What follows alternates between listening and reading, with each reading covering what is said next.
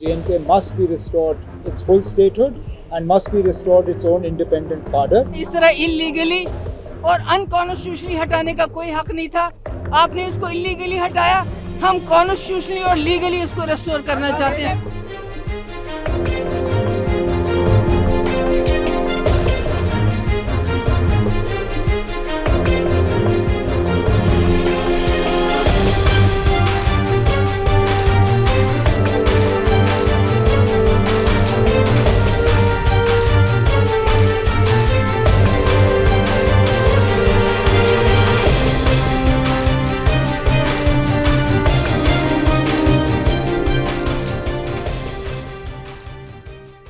हमें मौका मिला वज़ीर आज़म साहब के सामने और गृह मंत्री साहब के सामने अपने बात रखने की, और क्योंकि इस मीटिंग में कोई एजेंडा नहीं था तो खुल के हमने अपनी बातें सामने रखी। क्या बात हमने तो अपनी पार्टी की तरफ से वज़ीर आज़म साहब को और सबको कहा कि जहाँ तक 5 अगस्त 2019 का फ़ैसला है या जो किया गया, हम उसके साथ नहीं हैं, हम उससे सहमत नहीं हैं, हम उसको कबूल करने के लिए तैयार नहीं हैं। लेकिन उसकी मुखालफत में हम कानून को अपने हाथ में भी लेने के लिए तैयार नहीं हैं। हम आइन या इस मुल्क के संविधान के तरफ से जो हमें इजाज़त दी जाती है अदालत का इस्तेमाल करने की, हम अदालत का इस्तेमाल करके अदालत में जाके अपना पक्ष वहाँ पे रख के इस फैसले के ख़िलाफ़ जो है अपनी लड़ाई लड़ेंगे और उम्मीद करेंगे कि हमें अदालत से जो है इंसाफ हासिल होगा।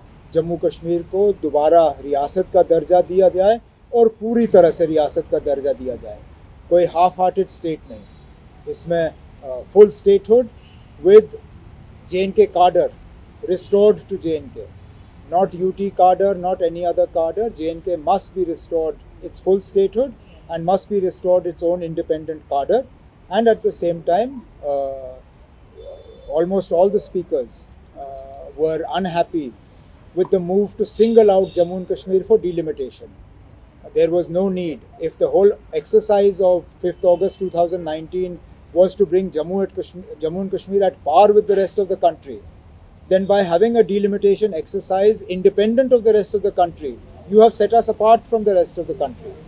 So this delimitation exercise is something that has led to a lot of suspicion.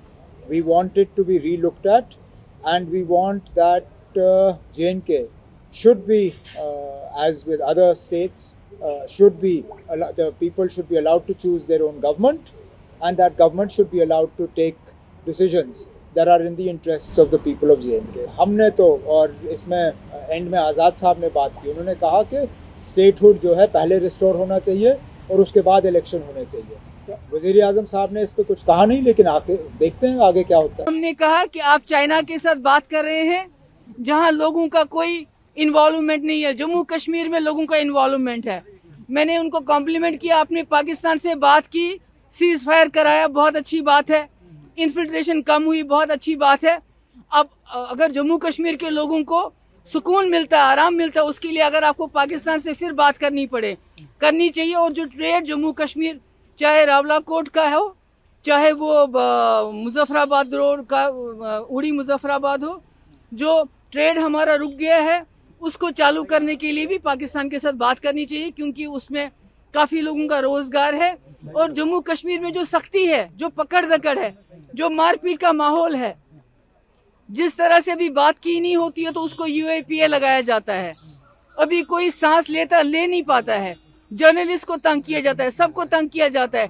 ये सख्ती बंद होनी चाहिए। खासकर मैंने ये कहा कि जम्मू कश्मीर के लोग बहुत मुसीबत में हैं, बहुत तंग आ गए हैं, उनके लिए सांस लेना मुश्किल हो गया है। अगर जोर से सांस भी लेते हैं, पकड़ के लेके उनको जेल में डाला जाता है। मैंने बिल्कुल कहा उनको, मैंने कहा कि आपका एजेंडा था इसको हटाना, मगर अगर आपको हटाना था तो जम्मू कश्मीर की असेंबली को बुला के तब हटाना चाहिए था। इस तरह इलीगली और अनकॉन्स्टिट्यूशनली हटाने का कोई हक नहीं था। आपने इसको इलीगली हटाया, हम कॉन्स्टिट्यूशनली और लीगली इसको रेस्टोर करना चाहते हैं। सब पार्टी ने आगे मांगे, हमारी मांग जो थी वो स्टेटहुड की मांग थी, फुल फ्लैश स्टेटहुड की मांग थी। हमारी मांग इलेक्शन तुरंत कराने की मांग थी स्टेट के।